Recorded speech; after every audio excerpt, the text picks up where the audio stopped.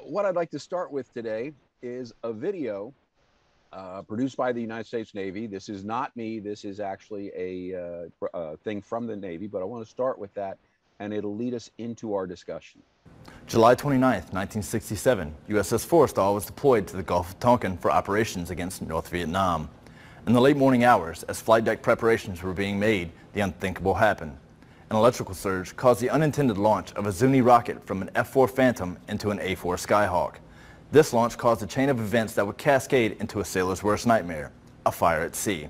The fully fueled and armed aircraft on the flight deck burst into flames. 1,000-pound bombs were exposed directly to the fire. Bomb after bomb exploded, rocking the entire ship. The highly trained fire party was decimated by initial explosions. The fire burned for hours, resulting in the loss of 134 sailors. The fire destroyed 21 aircraft and cost the Navy more than $70 million. This accident exposed major gaps in the Navy's firefighting training and response. The fleet took note and quickly made changes to improve processes, many of which are still in use today. Well, when I joined the Navy in 1977, the Forrestal fire videos that you've seen, and significantly more of them, were considered required watching for all members of the Navy.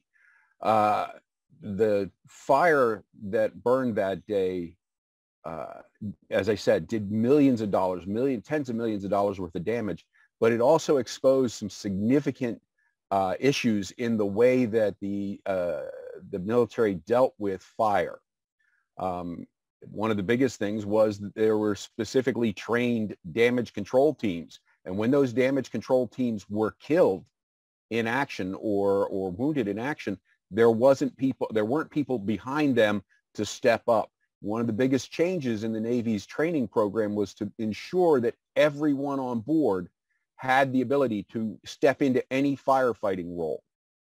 All right, so maybe you don't have to worry about your aircraft carrier catching fire and your entire damage control team being wiped out.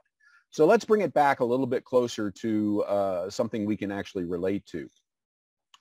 In the 9/2 of 2019, most of us remember the stories about the motor vessel Conception, the dive boat with 39 people on board that caught fire off the north shore of Santa Barbara Island in California.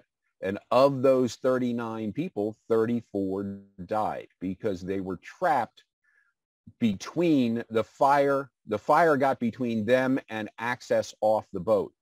One of the biggest issues that came out of that was that most of the information that seems to have started the fire, most of the information about what seems to have started the fire was that there were a significant number of people plugging in their personal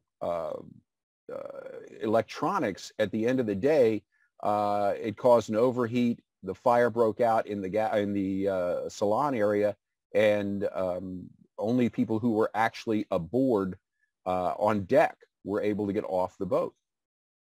I personally have never had a fire on board. I've been on Navy ships and I've gone through significant firefighting training, but I've never had one on my own boat. But there are two instances that I'd like to talk about from my personal experience that could have affected us. The first is during one of my Virgin Island winter classes back in 2019, the charter boat we were using, an Island Packet 440, on about the third day of the class, one of the students reported that she could smell smoke down below. Well, after we did some investigation, we discovered that the problem was the alternator had stopped working, had seized up. And so what we were smelling was the V-belt driving with the engine still driving it, getting hotter and hotter. If we had not caught it when we did and shut the engine down, that belt probably would have caught fire and we probably would have had a much bigger problem. When I'm talking about Dozier's Marine, this was not something, we had been in Dozier's Marine on my own boat for about a year, 2 years prior to this event happening. We had been on the end of a dock on a T-head for, as I said, about a year. We lived on board our boat. 2 years after we left, give or take, there was a fire. This fire started on a boat very near the shoreline. By the time anybody noticed it, by the time people in houses near the marina called in to the fire department, the entire dock area was fully engulfed in flames. Had we been on board, there is no way, had we been there and been on board, there's no way we could have left to get off the boat by going down the dock onto the shore. The only way we could have gotten out of there was to actually get underway in the middle of the night with limited amount of time or experience. When we found out about this in the spring of 2016, Suzanne and I sat down and we really went through what would we do if there was a fire not on our boat, but preventing us from getting off the boat. Now, that's not something we're going to talk about today because I really want to focus on a very specific thing, specific set of parameters. But one of the things that makes you think about fire is being fire adjacent, if you will. So a lot of what I'm trying to do today is simply get you to think about fire. So again, as Tom said, I spent a lot of time in the Navy. Firefighting and damage control are everybody's responsibility. If you're going to be on a ship, you got to know how to fight fires. This webinar came out of a discussion that Tom Reed and I had about 2 or 3 months ago, where we were starting to see webinars and other presentations in the winter time on damage control, on fire and flooding and stuff like that. And I wanted to deal with just this one issue because a lot of times people will take a 2-hour or a 4-hour seminar, but try to discuss everything. And I just want to focus on this one subject. Now, if you go to our YouTube channel, Tom has an excellent video on offshore sailing emergencies. And I highly recommend that after you finish this, if you haven't already watched that one, watch that one. But that really is a big picture. Basically, what it does is he takes every possible emergency and then asks you to evaluate it, or explains how he evaluates it as a possibility and how much danger it would be, how much it would impact an offshore sailing, and then balance that. So it's a big picture, excellent, force you to think about things kind of stuff. If you've done our 104 class in our training manual, we do discuss these possible emergencies, and it is part of our process to look at these. If you haven't done our 104, I highly recommend it. It's an excellent opportunity to get some experience on a big boat in a cruising environment. So let's establish some parameters for this webinar. What I'm looking at here is a mid-sized to large cruising boat, somewhere in the 30 to 50 foot range. Smaller than that, we're really talking pretty much day sailors, and that's a different kind of concept. Larger than that, you got a crew, and you probably have a captain.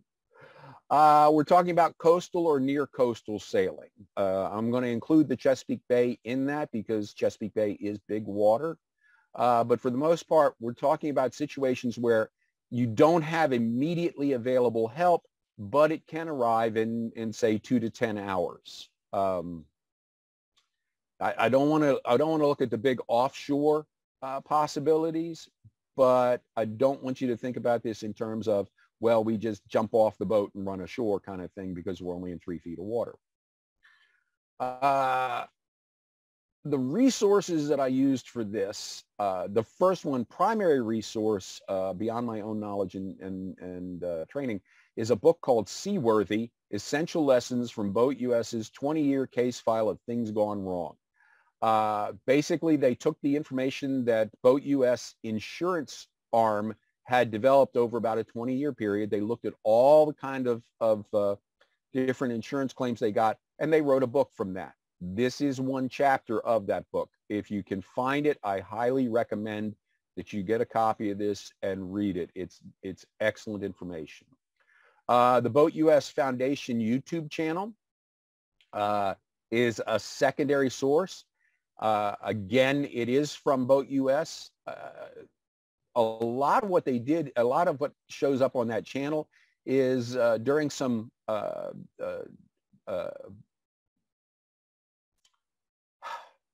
boat shows. I'm sorry, boat shows. They actually set up a booth where they had a small fire pit, and they invited boaters to come back and fight the fire using firefighting equipment that they had. And you get to watch people approach this from in a lot of cases, from the very first time to see how they deal with stuff.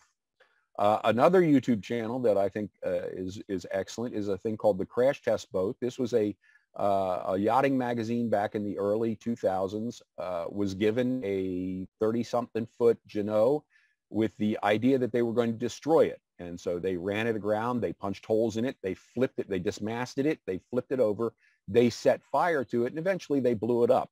And each one of these exercises was recorded, and they put these out on the YouTube channel. There's also a book, but I think the YouTube channel actually is much more effective, particularly in the fire and the flooding kind of stuff.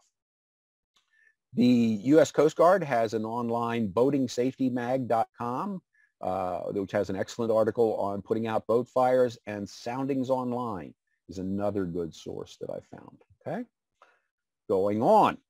So the first thing I want to talk about, in order to talk about how we're going to deal with fire, the first thing we need to talk about is what is fire? What are the processes of fire? And the first thing I want to talk about is the fire tetrahedron, which leads into the classic A, B, C, D types of fire. But then I want to break it down into the actual, this is what we're going to deal with on a small boat kind of stuff. So the fire tetrahedron came from the fire triangle, which was a concept that when I was first starting out in Navy firefighting was where we started. But very rapidly, we went to the tetrahedron, and I'll explain that in just a moment. I want to start with the triangle. The triangle is a way of thinking about fire so that we can talk about firefighting. And what it says is that in order to have a fire, you have to have three elements. You have to have heat, you have to have fuel, and you have to have oxygen. So if all three of those are present, you can have a fire. You don't have to, but you can.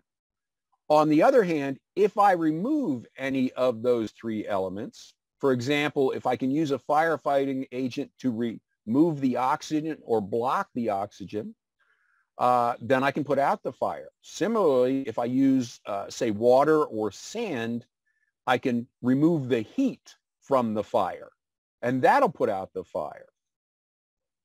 But what we discovered is that some of the newer firefighting agents that were coming out in the late 60s, early 70s, and into the 80s didn't actually do anything to the heat, to the fuel, or the oxygen. What they did is they interfered with the chemical reaction that was the process of fire. Fire is actually occurring at a very thin layer where the fuel and the oxygen are meeting each other. And because of that, these new firefighting agents were working directly on that chemical reaction, blocking that chemical reaction instantaneously. And that's an important concept. Instantaneously means that it's not removing the oxygen, it's not removing the fuel, it's not removing the heat. It's simply, for a point in time, stopping the chemical reaction. And because of that, as if you put out the fire using some of these materials, you have to be very careful, because if you still have heat, you still have fuel, and you still have oxygen, the fire can restart. It's called a reflash. So let's talk about the classic fire classifications. The classic fire classifications are alpha fires, which are solid combustible organic fuels that leave an ash. And we're talking about things like wood, paper, food, cloth, people. They are things that will burn, but they're organic materials and therefore have a large preponderance of carbons and hydrogens in their fuel matrix. Okay. The second type is a Bravo fire. A Bravo fire is a vapor-air mixture over a liquid or a semi-solid material. Again, it's still combustible, it's still organic, but it's liquid. We're talking here about things like gasoline, oil, grease, paint, propane, diesel. And the fire is not occurring in the liquid, it's occurring at the interface level between the oxygen and the fuel source. The third type of classic fires is the Charlie. Now, Charlie is not a fuel source, it's a heat source. So it's either a heat or spark from a live electrical source involving either solid or liquid fuels. Now, the reason I say heat or spark is because you can have a overheating piece of equipment where you continue to have heat, or you could have just arcs and sparks from a loose electrical connection or something like lightning. Those are going to affect how you fight the fire. Now, in the classic fire classifications, we also have delta fires. Delta fires are burning metals like titanium, aluminum, or magnesium. They are powdered so that they will burn, and they burn incredibly hot. These are the materials that you'll find in pyrotechnic flares, rocket flares, or handheld flares. And the thing about them is they burn so hot that if you put them in water, it causes the water to disassociate and into hydrogen and oxygen, which continue to feed the fire. Now, that's very important if you're standing on deck trying to attract somebody's attention in a stoking rain. You don't want the rain to put your flare out. But it also means that if the fire is going on that pyrotechnic, you cannot put it out with anything you're going to have on board. You can actually throw it overboard and it will burn underwater. It burns until it burns up all of the fuel.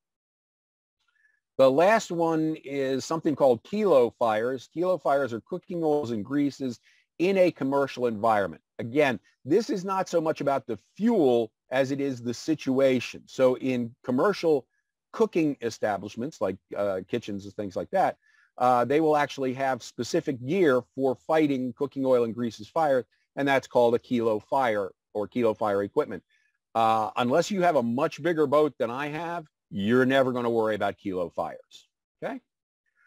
Well, those are classic fire classifications, but what are we really talking about? Well, we're talking about two things. The type of the fuel. Is it an organic solid, an organic liquid, or a powdered metal? That's going to affect how we fight the fire. The other thing we need to know is, what is the source of the heat? Is it continuous or is it transitory? Is it something that's going to continue to be hot, so we have to work the fire from one direction, or is it something that started the fire and then went away, which is a different problem? Now, once we've identified what the types of fires are, let's talk about how we're going to fight these fires. Now, basically, there are 5 types of firefighting agents that we're going to deal with. There are a couple others, but they're not available to small boats, so we're not going to worry about them. They are dry powder, gaseous, CO2, fire blanket, and water. Okay? So let's talk about each of these in turn. First off, dry powder. Dry powder is usually based on some combination of sodium bicarbonate. It is a very fine particle that is in a canister with a compressed gas to force it out. It works by interrupting the fire process. This is where we start getting into that whole fire tetrahedron. We're not removing heat. We're not removing the oxygen. We're just breaking the fire process instantaneously. The material itself is chemically inert. In other words, it's not going to bother you. It's very, very messy. If you fire this off in a small boat, you are going to fill whatever cabin you're in, and you'll fill it to the point that you cannot see. It is not life-threatening. You can breathe it. I mean, let's face it, mostly it's just sodium bicarbonate. It's baking soda. You're not going to be able to, it's not going to kill you to breathe it. It's probably going to leave a grit on your teeth and on your tongue. It's not going to taste good, but you'll be safe. It's ideal for liquid fuel fires, mostly because you can aim it at the fire, but it's not going to blow the fire away from you. The powder itself will drift down onto the fire. Now, you do have to aim it at the fire. If you spray it around, the point of the material is to get into the fire and break the fire process. If you're spraying it around the room and it's landing on stuff that isn't on fire, then you're really not, you're wasting it. It works on electrically charged fires because, again, electrically charged fires are actually fueled by some liquid or solid material. The problem with it is because it is it's chemically inert, but it is corrosive. It gets in and it acts like millions of tiny pieces of sandpaper, and it will eventually eat into anything that you sprayed it into, like a radio or an autopilot, GPS, anything like that. It may work on solid fuel fires. It depends on how the fire itself is physically laid out. Because if you think about a campfire, if you have a campfire, you can have a couple of logs on top of each other. The top log, if you spray this on the top log, the material will get in there and knock the fire process down. But if you have logs below that are also on fire, this powder may or may not get to those flames. Well, if you have a situation on board a boat where you have a pile of stuff on fire, it may put out the top level, but it may not get to the bottom levels. Again, it must be directed at the fire. Any of this material you spray that doesn't actually hit the fire does no good. It's wasted.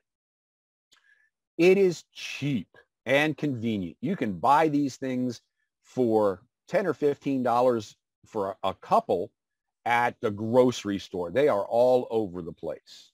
They're very easy to get. Next material, gaseous other than CO2. Now, the reason I say that because these are what I used to call, what we call halon replacements. And the reason I say that is because initially the materials that were put out were CFCs, carbofluorocarbons, and CFCs. And in the late 70s, early 80s, they determined that a lot of these materials were very bad for the ozone layer, and so they stopped using them. The replacements for those, the companies like Kidd that have found replacements for them have found gases that work very, very well, but do not have that ozone depleting capability. Again, they're going to work by interrupting the fire process, so they need to hit the fire. Okay? They are not life-supporting.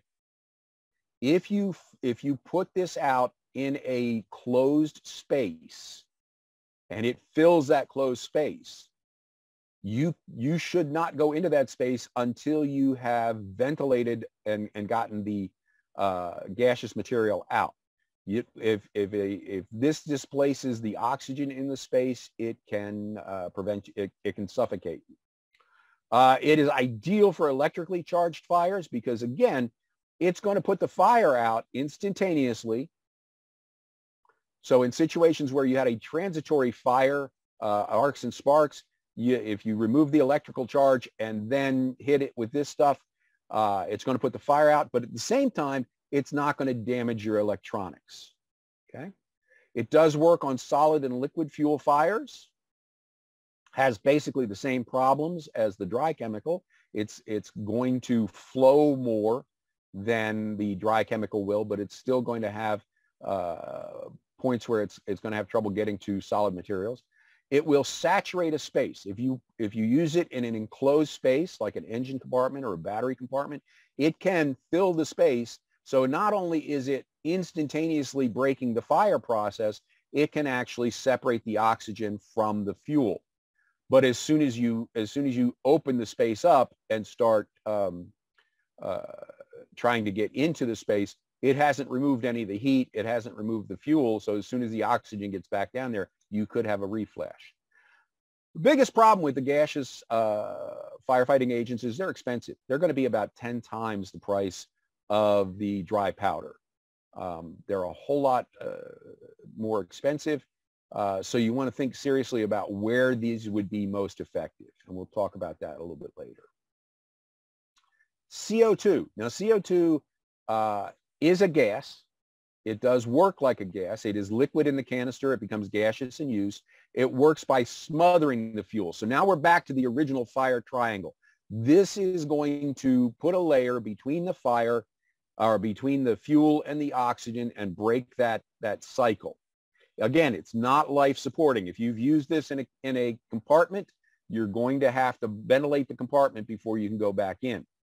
It is also ideal for electrically charged fires for exactly the same reason. It does work on solid and liquid fuel fires. It will saturate a space. It is also excellent in enclosed spaces like engine room compartments.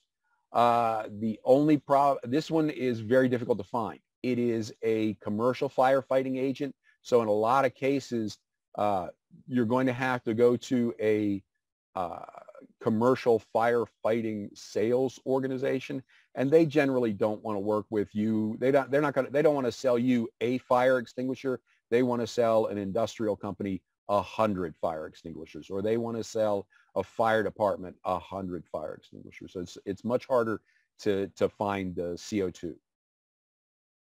The next thing is a fire blanket, which is not technically a firefighting agent as much as the firefighting tool, but I really like it, and so I went ahead and included it here.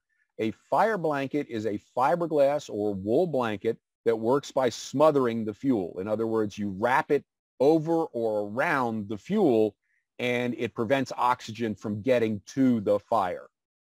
It's ideal for galley fires and for people. Now, let's talk about that in two different groups. Galley fires, excuse me just a second here.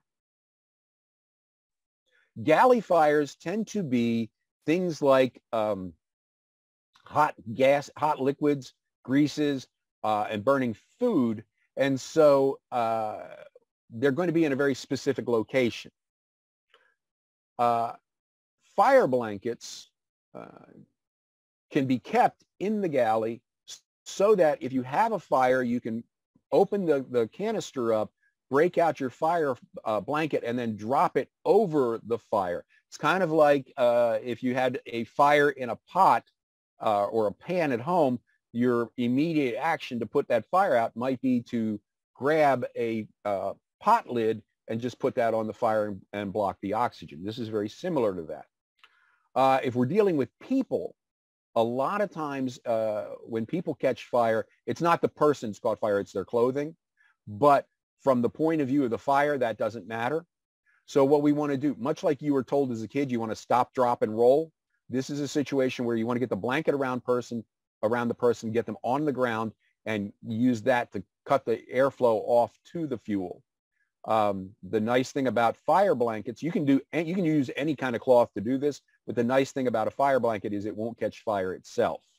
Wool has a very, very high fire ignition temperature. It does require very close proximity to the fire. In other words, you've got to put this blanket over the fire or around the fire. So it does require some training and a certain amount of, yeah, I'm going to do this mentality.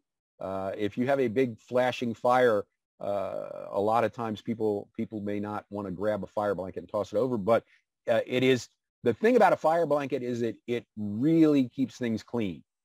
You can knock a fire out, let it cool down, throw the blanket over it, let it cool down so you remove the heat, and then when you open it back up again, you don't have a big mess of firefighting agent all over the place.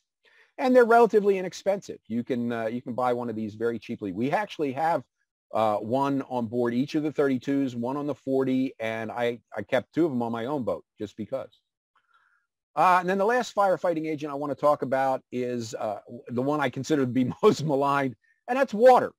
Water is a great firefighting agent. On a small boat, it's usually very, very handy.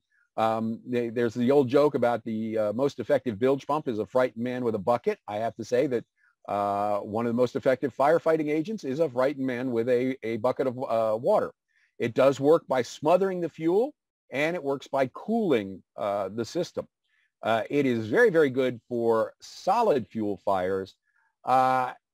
I'm going to say it's very bad for liquid and electrical fires. Okay, here's the thing. If you go to a firefighting school, either because you've been in the military or you're a professional firefighter, or you've been working to get your professional captain's license, at certain levels you have to go through firefighting training. And in most of those firefighting training programs, you're going to put out liquid fires with water. But the way this works is that you're going to spray a fog of water over the fire, that those really, really tiny, misty droplets of water are going to take the heat away by flashing into steam, and that's going to cool the fire. You don't actually want to put the water on the fire because it's going to move the fire away from you. Now, small boats don't generally tend to have that kind of system. So for a small boat process, using water in a liquid fire generally just moves the fire around. Electrical fires really depends on the voltage, because what you're worried about is you're worried about the electrical charge coming back at you if you're standing in a puddle of water or you're throwing water at fire. Particularly if it's seawater and it's a high voltage system, you can get an electrical shock from that. The other thing about water is that as you put it in, because you need so much of it, you also have to be taking it out at the same time. So your bilge pumps need to be running while you are fighting the fire. It's important. You've got to be dewatering at the same time you are you're fighting. Now the thing is you don't have to do that. And eventually the fire will go out, but usually that's because the boat has sunk. Not as good. The other nice thing about water is it's really inexpensive. A bucket, $3. You can throw a lot of water for $3. But it should not be your primary choice. It is really, there are a lot of other things you should be thinking of first. All right, so we've talked about firefighting agents. The other thing I want to talk about is a firefighting toolkit. If you have a fire, there's chances, boats are very, very good at being, things being behind other things. Water being, water inlets and outlets being below the water line, engine spaces being underneath and behind cabinets. A lot of electrical wiring is going behind cubbies and behind various places. And if you have a fire in those places, you may have to tear part of the boat apart to get at them. Now that's, I will say that's also true about flooding. So on my boat, I kept a separate toolbox, bright orange, that contained the tools that I felt I should have for these kind of emergency situations. Back in my Navy days, these were called damage control kits. On my own boat, I referred to it as a damage control kit. Here, I'm just going to refer to it as a firefighting toolkit. But these are the tools that you want to have available in an emergency. Now, all of these tools are tools you're probably going to have on board the boat anyway. But in an emergency, do you really want to be running through the boat trying to remember where the crowbar is, or where where you put the mallet the last time? All of these tools, these are not expensive tools. You can buy them, put them in a box, and then put that box someplace where you can grab it in a hurry. Now, you can have the same tools in your regular toolbox, and that's great, but this is emergency tools. Things like a hammer, a pry bar, a key saw, something you can punch through and then cut quickly, heavy gloves, duct tape, because I put duct tape everywhere. If you can't fix it with duct tape, it isn't broken yet. Tongs, so that if you need to pick up something hot to get it over the side, like a flare. If you've ever watched the sailing documentary, Captain Ron, There is a scene where Martin Short actually fires a flare through the deck and then runs down with a pair of barbecue tongs to pick it up and throw it over the side. And finally, screwdrivers. Screwdrivers, particularly in situations where you have a panel, you may not want to rip the panel out, but a couple of seconds with a screwdriver might open something up. You might even want to have an electric screwdriver.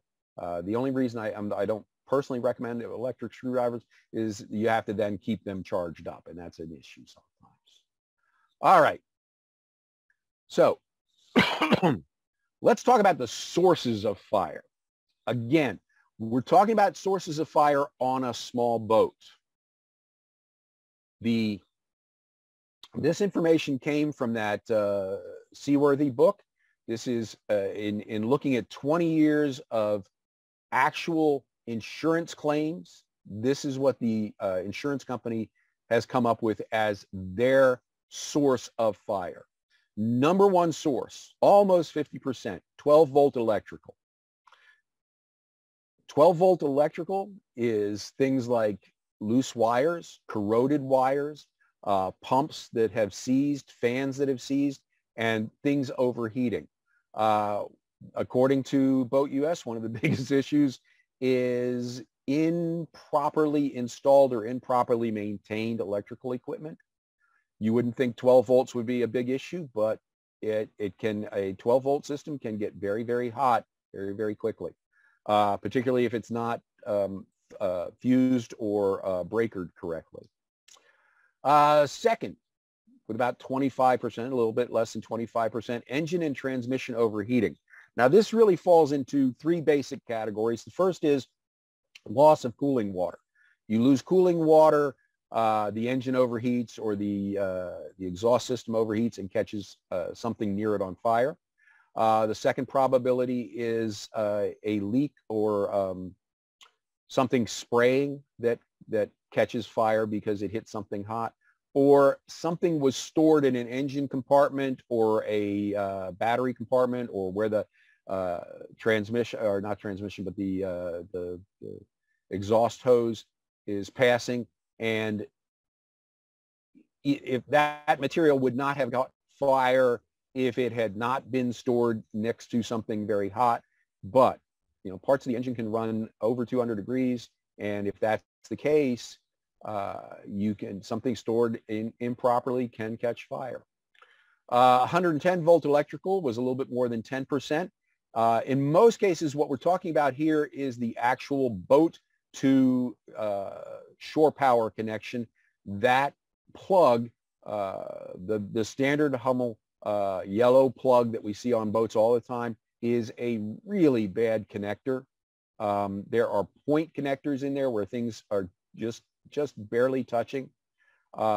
If you ever take your shore power cable off and you see any kind of charring, any kind of brown, any kind of damage, you need to get rid of that. You need to change that out. And I'm not talking just about the panel, the cord. I'm talking about the actual connection on the boat. There's a new system came out about 15 years ago. They're five-sided orange, six-sided orange.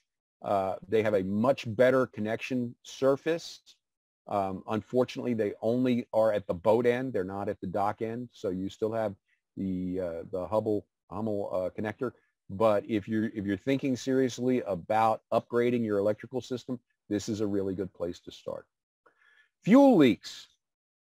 8% of fires were from fuel leaks, but 93% of that 8% comes from gasoline. Now, gasoline, most cruising boats of the size that we're talking about are going to be diesel fueled. So from the big picture, we don't have a lot of that to worry about. But almost all of us are going to carry 5 or 10 gallons of gasoline in jerry jugs, because a lot of times you're running your dink.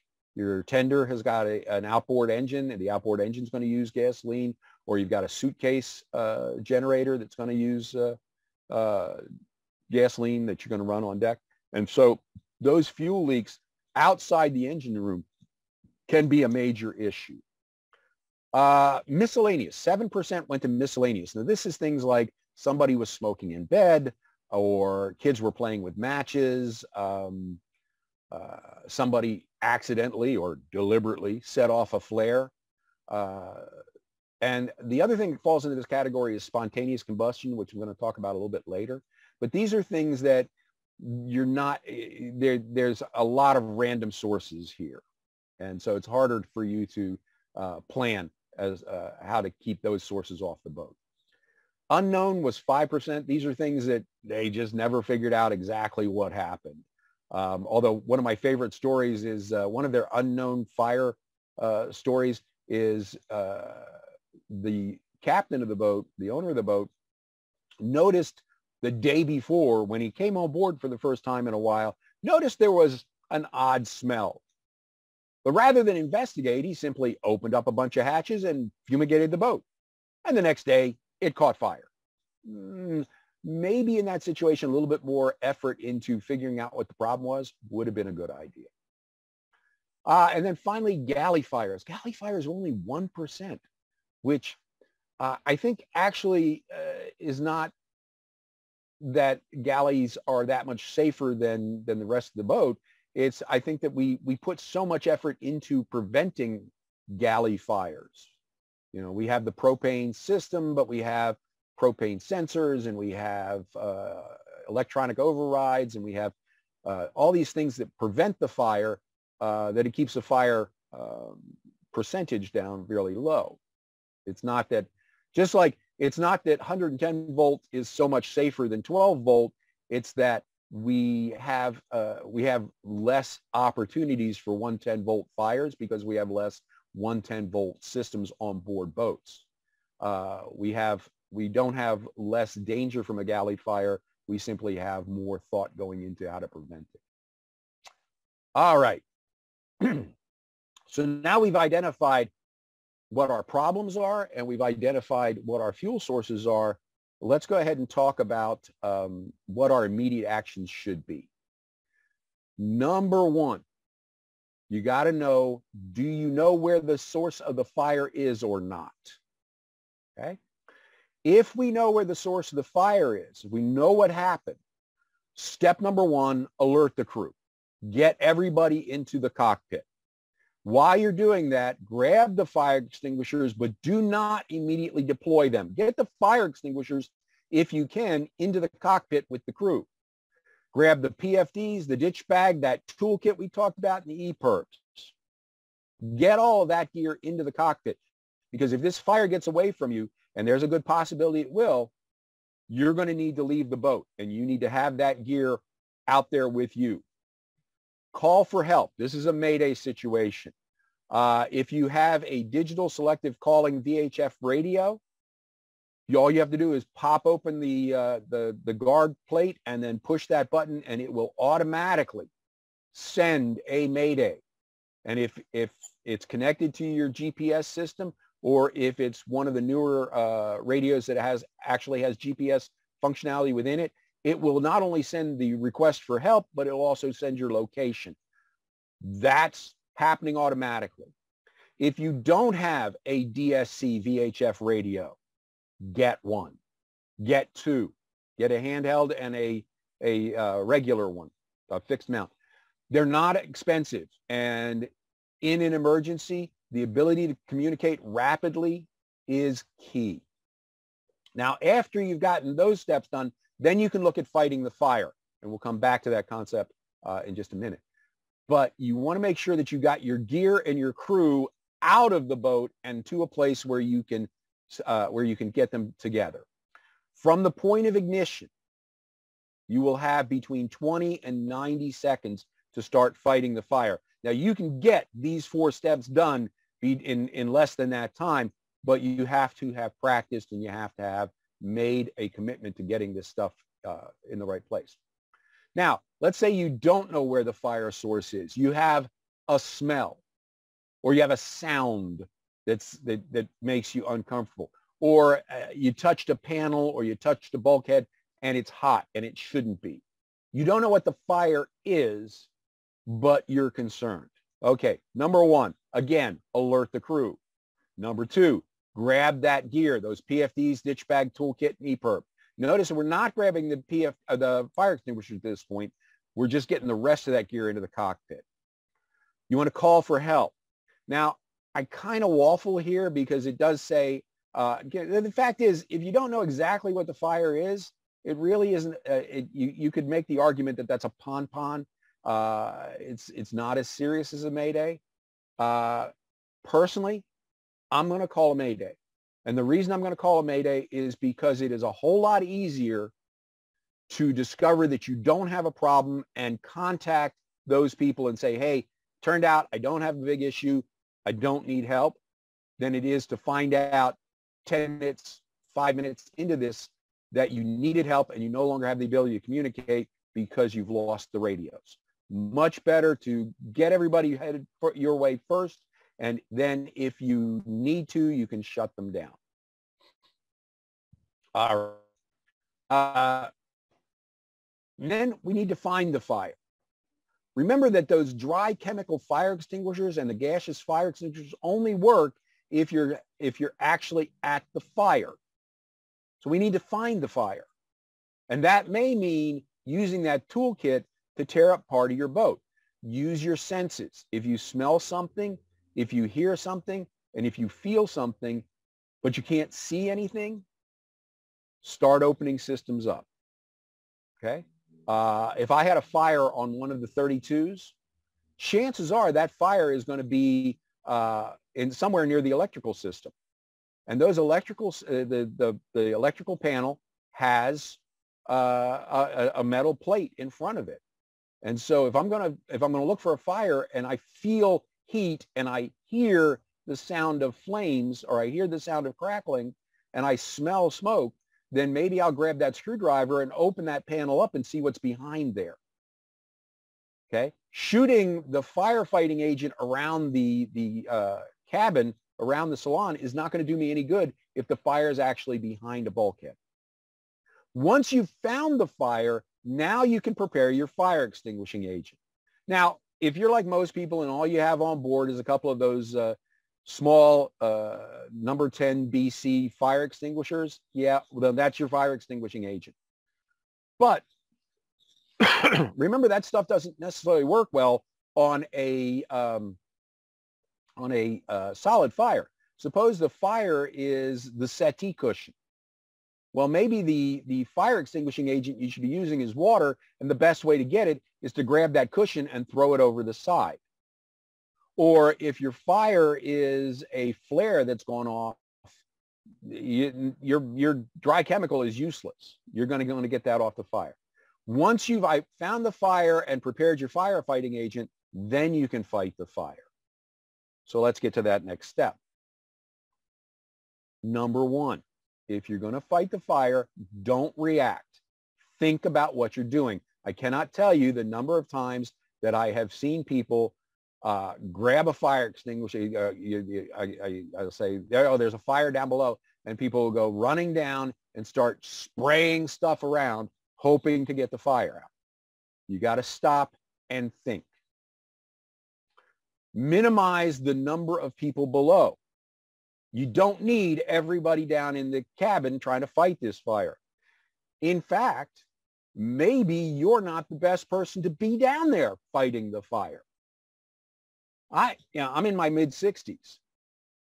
If I had a fire on board and I had a 25 or 30 or 40-year-old, maybe that physically younger person might be the better, if I've trained them, if I've explained what I need to do and they understand the process, or if they've had training on their own, maybe they're a better person to send down to fight the fire while I maintain control in the cockpit, getting other things ready. Think about who your people are and then minimize the number of them down below. If you can, assign someone to communications. If you've got an extra body, put them on the radio. And we'll talk more about that in just a minute. But sending that DSC signal is great, but knowing if anybody's heard it is even better. And being able to communicate to people back and forth is important. Also, if you can, if you're near enough, you're in the Chesapeake Bay, something like that, where you might have access to cell phone signals, Cell phone is a nice backup to the VHF radio.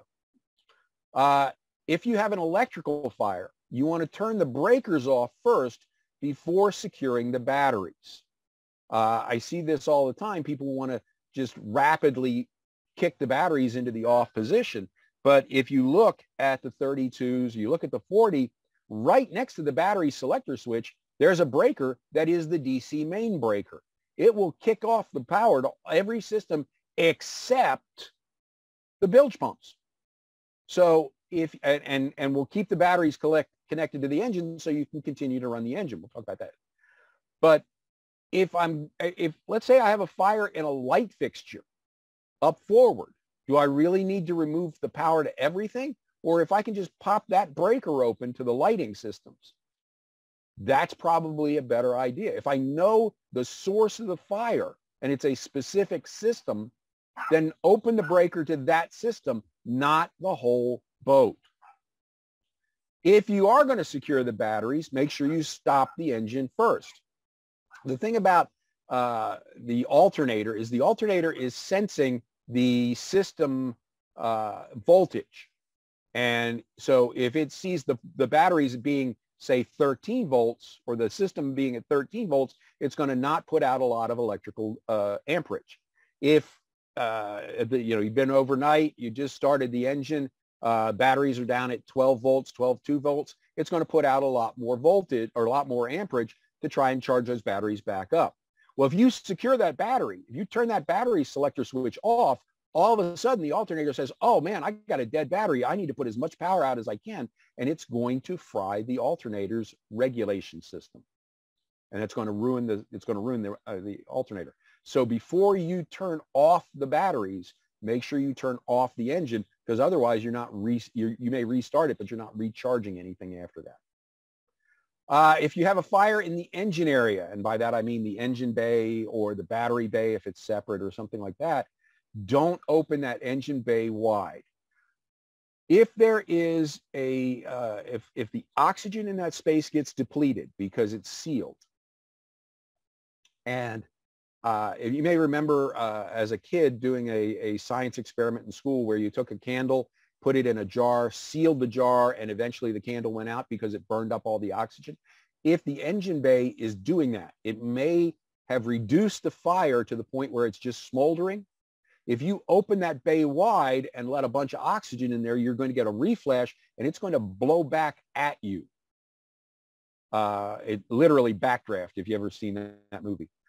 So if you have a fire in the engine bay, you don't want to open that wide. You want to just crack it just to see what's going on, or even better, install what's called a fire port, which is a small window that you can see through, and you can shoot firefighting agent through, but you're not going to open the entire bay back up.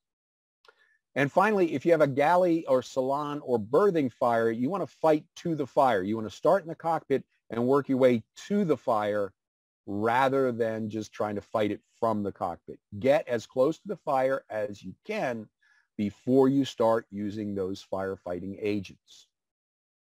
Okay. So we got the fire out now. What's our next steps? Well, the first one, most important one, is to set what's called a reflash watch. Remember that most of our firefighting agents for small boats don't actually continuously put the fire out. They instantaneously stop the fire process. But once that's happened, if you still have heat, if you still have fuel, and you still have oxygen, you can have the fire reflash. So you want to assign somebody to be there with a firefighter, with a fire extinguisher or some sort of firefighting agent, maybe just a bucket of water, so that if it starts to come up again, you have somebody there to put it out. The next two things you want to do is you want to dewater and ventilate as necessary. If you've thrown a lot of water on it, or you put a lot of gaseous firefighting agent in there, you want to get that out of there so that you can then work on the systems. Once you've dewatered and ventilated, or maybe as you're doing that, you want to assess the need for more assistance. Maybe it was small fire, you got the fire out. You really don't need the Coast Guard coming anymore. You don't need a bunch of boats coming anymore. Maybe you just want towboat or sea tow again, this is my personal, if I've had some casualty at sea, the best place to work on a boat is tied to a dock where you have access to electricity, you have access to water, you have access to tools, and you have access to parts. You can walk on and off the boat. You're not actually living in the middle of the fire scene. In order to do that, you got to get back to shore. Now, maybe I got control of the boat, but I would like to have sea tow or towboat or somebody who can assist me in an emergency right there. And yeah, I'm going to pay for that, but I'd rather have it. I'd rather have it and not need it than need it and not have it. After we've assessed the need for more assistance, let's assess the damage. We take things apart and figure out, is there, if I had a fire on one side of a bulkhead, I need to check the other side of that bulkhead. If I had a fire at one point in a wire, I need to check the entire wire run. So I may end up having to tear more of the boat apart. But I need to assess my damage. And then after that, after I've assessed all of the damage, then deal with the repercussions. In other words, you don't want to say, oh, I had a fire here and try to fix that and not realize that there's more fire on the other side of the bulkhead or more damage that you haven't seen yet. Okay? Make sure that you do a good assessment before you start dealing with the repercussions. All right. Let's talk about some kind of random points that I want to bring up. The first one is the use of automatic versus portable fire extinguishers. Gotta love portable fire extinguishers. Would not sail without them. Make sure, because you never know where the fire is going to be, and so you need to be able to get the fire extinguisher to the fire. But there are certain locations that you know have a higher risk, like engine rooms and battery compartments. Now, it's possible to have an automatic firefighting system in those spaces. I had one on board Rockhopper. Actually, I had two because I had a separate battery compartment. So I had a battery compartment with a gaseous fire extinguishing agent that went off automatically if the temperature got over a certain level. And then I had a separate one in the engine compartment that had exactly the same situation. Again, it didn't need to catch fire. It simply needed to get over about 190 degrees. If the engine compartment got over 190 degrees, there was a fusible link in this bottle that would melt and allow the firefighting agent to come out. And that firefighting agent would fill the entire space in about 2 seconds. So any fire that was in there, this would instantaneously put the fire out. Now, the problem here is that, particularly in engine rooms, you have big air movers that are going to try to move that air out. The diesel engine, a diesel generator, blowers, fans, they're going to try to get that, they're moving a lot of air into and out of the engine compartment. Particularly diesel engines, and diesel engines will actually run on these halon replacements. I mean, if you shot enough of it in, it's not going to. But the speed it's coming out and the speed the engine's running at, it can actually pump all of that firefighting agent right over the side. So you have to have an interface, an electronic interface that will actually shut off things like engines, generators, and fans or blowers if that fire bottle goes off. Again, these the gaseous firefighting agents are expensive, but this is where they really shine. The idea that this could go off and protect you without you even knowing about it until the engine shut off and you got an alarm. There are, I have to admit, I did not know about these until I started researching this webinar. There's a company called Elide, or Elid, that is now making a firefighting ball. Now, these balls are filled with a monoammonium bicarbonate, monoammonium phosphate, monoammonium bicarbonate firefighting agent. They're dry chemicals. The ball itself is made of a material that if it is touched by a flame, the ball explodes and shoots the firefighter, the dry powder, all over a 2 to 3 to 4 foot space. And so these were designed for firefighters to use where they could walk up to a fire, be about 4, 5 to 6 feet away from the fire, and simply toss the ball into the fire. When they hit the fire, the ball would explode and the firefighting agent would just blow all over the place. If you had they actually have video on their website of people putting out brush fires by throwing a couple of these balls into the brush fire. It's really cool to watch. They make these with a wire rack so that you can mount them in areas like engine rooms or galleys where you might have a risk of fire. Now, again, they actually have to catch fire. They don't go off simply because it got too hot, and they are full of dry chemicals. So you're going to be, these things go off, you're going to be cleaning them up for days, if not longer. But they're much less expensive than a full-blown dry or gaseous firefighting process system. So I haven't used them. I haven't seen them in the real world, but the videos I've seen were impressive. How many is enough? Okay, this is my number. Your number may vary. I want one in each sleeping area. I want a dry chemical fire extinguisher in every sleeping area.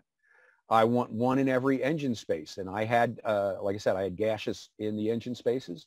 One in the galley, fire blanket in the galley at least, and then 2 in the cockpit. And the 2 in the cockpit, they don't actually have to be, out in the space. You can put them in a cabinet, put them in a cockpit locker or something like that.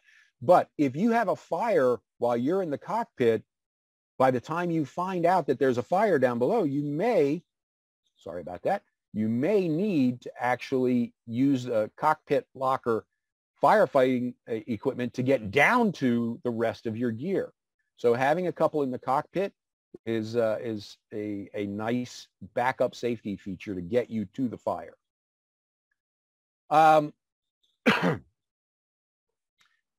One of our biggest issues with communications is if we turn off the power or we lose power, we lose the radio. So considering a separate electrical connection for the radio, I think is a key. Part of this, you could do it by wiring it the same way that you wire the bilge pumps so that it's coming directly off the battery and directly breakered to the radio. If you throw the battery selector switch to off, it's not going to actually turn off the power to the radio. Considering multiple radios or at least a remote access microphone in the cockpit is key so that you can actually control things from the cockpit. Raymarine actually makes a very nice black box radio that you can that's completely controlled by the handheld microphones. You can have a couple of handheld microphones. You can have one down below, one in the cockpit, and the radio can actually be mounted someplace completely buried in the bowels of the boat, and you don't have to worry about it. A separate battery for the radio. I've actually sold Rockhopper. We sold Rockhopper at the end of last year, so I didn't get around to doing this. But I read this magazine article a year or so ago, and I thought this is a really, really good idea. If I still had my boat, I would definitely consider doing this. The magazine article was written by a guy who had taken one of the 12-volt batteries that you see in like those ride-on cars that kids get. They're 12-volt batteries, or motorcycle batteries can be the same thing. They're small, reasonably small batteries, smaller than a loaf of bread, but you can, and they hold their power for a long time without being charged because they're sealed. In a lot of cases, they're like sealed nickel. So what he did is he mounted this battery near his radio with a 2-position switch, and in the normal position, the radio was powered from the boat's main power system. But in an emergency, he could flip that switch to the other side, and it had its own battery that would allow the radio to work for 3 to 4 hours without losing the system. So you could cut off power to the rest of the boat and still use your fixed mount radio, which has the antenna at the top of the mast, which is really, really important. If you have a handheld, it's great to have a handheld. I think it's a very good idea, but the little rubber ducky antenna is not going to transmit very far. The radio antenna at the top of the mast is going to give you much better communications capabilities, but you need to have the fixed radio for that. And this, having a separate battery for that radio allows that to continue to operate whether or not you've lost the electrical system. Similarly, multiple control switches for propane. Most propane systems will have a switch near the stove that will allow you to turn off the solenoid for the propane system in the event that you have a fire in the galley, which is great. It's wonderful. On the 32s, for example, the propane bottle is actually in the cockpit. So if you had a fire in the galley, but you couldn't get to it because the fire has gotten out of control, but you need to cut off the gas flow, you can always turn the bottle off at the bottle and prevent the gas from getting down to it. But on the 40, for example, those bottles are actually up on the side deck and they're above the galley. So if you had a fire and you had some sort of problem, you may not be able to get to that set of propane bottles to turn them off.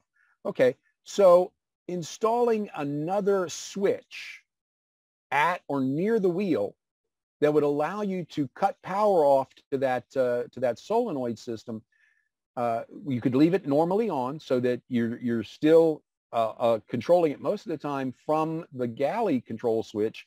But if you had it up by the wheel in an emergency, something went wrong, you could always turn off that flow instantaneously just by flicking that switch to the off position. Let's see. Spontaneous combustion. Spontaneous combustion is kind of a freaky situation where you can have a fire without having a heat source. Now, it's technically not true because you do have a heat source. It's just internal to the system, okay? Now, what you require here is a low ignition temperature fuel, paper towels, cotton rags, something like that, where it catches fire at a relatively low temperature. And then you have an accelerant that is hydrocarbon-based, cooking oil, grease, paint, something like that. And you trap the accelerant with the low temperature fuel in a container. Okay. Now, what are we talking about here? Let's say that you had some cooking oil and you wiped it up with a paper towel, and then you put that paper towel into a sealed canister. You put it into a can. You're going to throw the can away, so you throw that. Now, the thing is, biological combustible fuels, accelerants like cooking oil,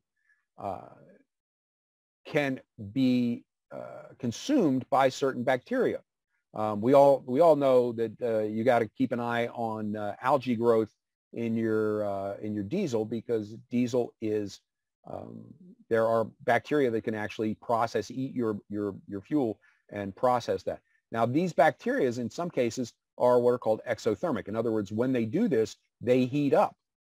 So I have an accelerant, I have a bacteria that's consuming that, and it's creating an exothermic relationship, which then, because I have a low ignition temperature fuel, can set fire to it. Okay. If you've ever been in an industrial situation where you see fire trash cans that have metal lids that you actually have to step on a lever to open it up, it's because those are designed to prevent spontaneous combustion by reducing the amount of oxygen available to the system. But in a lot of cases, if you trap this material in a container, you can get a fire just because the system's there. Now, again, this is not something that's going to happen very often. I would be willing to bet you that there are far more house fires started this way than you're ever going to see boat fires. This is in that 7% miscellaneous, so it doesn't happen very often, but it leads into the next concept. If you've cleaned up something with a paper towel or a cotton rag that's a greasy, oily mess, you need to get it off the boat, okay? Cleanliness is safety. Almost every time you see a fire, that fire is somehow related to a failure of cleanliness. You let a layer of greasy grime build up on your engine, or you didn't stay on top of the maintenance on your electrical wiring, or you let something get into the bilge and a bilge pump tried to pump something over the side and got stuck, and now the engine, the motor overheated. Cleanliness is safety. When you're thinking about ways to keep your boat safe, the cleaner it is, the better you're going to be. Okay? All right, so let's kind of start to wrap this up. Number one, you're doing the first step right now. You're doing the first step. You are thinking about planning for fire. And you can do this. This is the sitting around the house in the middle of a winter storm. I got to have something to do. Okay, sit down and think about what on your boat is going to be a fire hazard. What do you need to stay on top of on your boat? What systems do you need to add to your boat to make it safe? How can you reduce the probability of fire? Now that you know where those processes are coming from, where those sources of fire are coming from on other people's boats, think about it on your boat. Is that a problem for your boat? Okay.